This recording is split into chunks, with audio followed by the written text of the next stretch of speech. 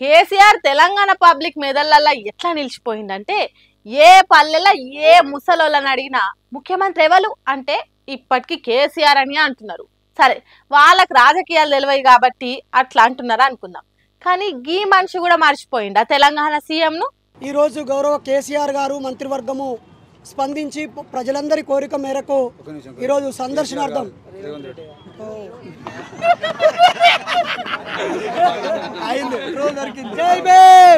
అబ్బా పొరపాటు జరిగిందే అని నాలుక గారుచుకున్నాడు. అట్లెట్లా అన్నాడు కావచ్చు. సామాన్య మనిషి కాదాయే బైరి నరేషు. మనిషి పుట్టుక నుంచి చరిత్ర, అర్థశాస్త్రం, సైకాలజీ, జియాలజీ చదివిన అని చెప్పుకునే బైరి నరేషు నేనే చాలా మందికి పాఠాలు చెప్పిన అని చెప్పే బైరి నరేషు అట్లెట్లా తెలంగాణ సీఎంను మర్చిపోయి కేసీఆర్ అంటాడు? ఎందుకంటే 10 ఏళ్ళు తెలంగాణ సీఎంగా కేసీఆర్ మర్చిపోలేని ముద్ర వేసిండు.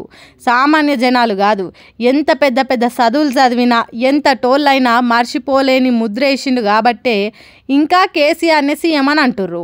రేవంత్ రెడ్డి కాంగ్రెస్ పార్టీ పాలనలా అసొంటి మర్చిపోలేని పనులేమన్నా చేస్తే అతన్ని కూడా గట్లనే గుర్తుపెట్టుకుంటారు. కాబట్టి పాలకులు ఎవలన్నది కాదు, జనం గుండెల్లా ప్రజల మెదల్లా ఎప్పటికీ తన పేరు గుర్తుండేటట్టు చేసినోళ్ళే గొప్పోళ్ళు అవుతారు అని అంటుర్రు బైరి నరేష్ మాటలు విన్న పబ్లిక్. కాంగ్రెస్ సర్కార్లో కొత్తగా వచ్చే మంత్రి పదవులు 4, కానీ నాకు ఇయ్యాలే అని పోటీ పడేటోళ్ళు ఏం తక్కువ 20 మంది ఎమ్మెల్యేల దాకా ఉంటారు. హాగో అదే తలకాయ నొప్పి తీరైందట రేవంత్ రెడ్డికి. అదొక్కటే కాదు, ఇగో ఈ ముచ్చట కూడా గట్లనే అయి రేవంత్ రెడ్డి పానాల మీదకి ఎదొచ్చిందట. చూడండి ఎంత ఘోరమైందో. కావాల్సిన దానికంటే ఎక్కువ మంది ఎమ్మెల్యేలు మంత్రి పదవులు అడిగితే ఎట్లుంటుందో అట్లనే అయిందట రేవంత్ రెడ్డి ఎక్కిన లిఫ్ట్ పరిస్థితి. నోవాటెల్ హోటల్లో ముఖ్యమంత్రి పై అంతస్తులకు ఓనికే లిఫ్ట్ ఎక్కిండట. సీఎంతో పాటు ఇంకొంతమంది ఎక్కిండ్రట. ఎక్కేటోళ్ళని వద్దంటే మంచిగా ఉండదు కదా, అందుకే 8 మంది ఎక్కే లిఫ్ట్లో 13 మంది ఎక్కిండ్రట. అచ్చం మంత్రి పదవి ఆశిస్తున్న వాళ్ళ తీరుగా. ఇంకేమున్నది, దర్వాజా కాడికి పోయి ఆగాల్సిన లిఫ్టు సగంలోనే ఆగిందట. లిఫ్ట్కు తెలియదు కదా లోపల ముఖ్యమంత్రి ఉన్నాడని. ఉండాల్సిన బరువు కంటే ఎక్కువ ఉండే వరకు అది సతాయించిందట.